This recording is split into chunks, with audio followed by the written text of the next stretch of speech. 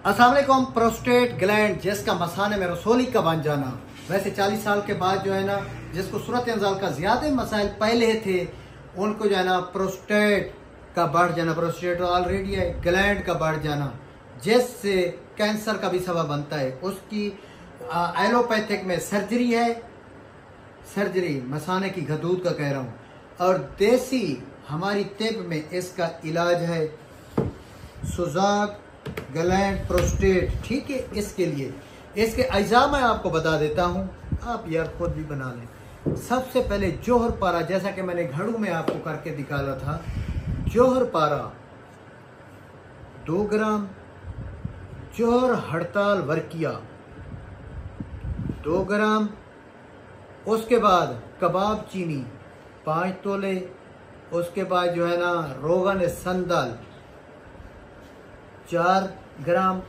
उसके बाद जो है ना रोगन बिरोजा 4 ग्राम, सत आपने निकालना है शोरे का, वो 1 ग्राम।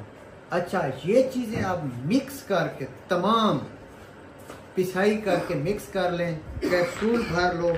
ये देखें 500 मिलीग्राम का कैप्सूल भर लो, 1 कैप्सूल सुबह 1 शाम पानी के साथ लें।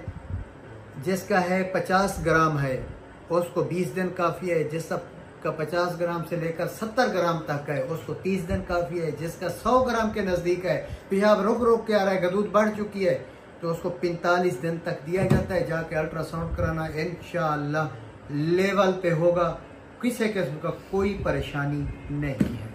शुक्रिया, अल्लाह हाफ़िज़।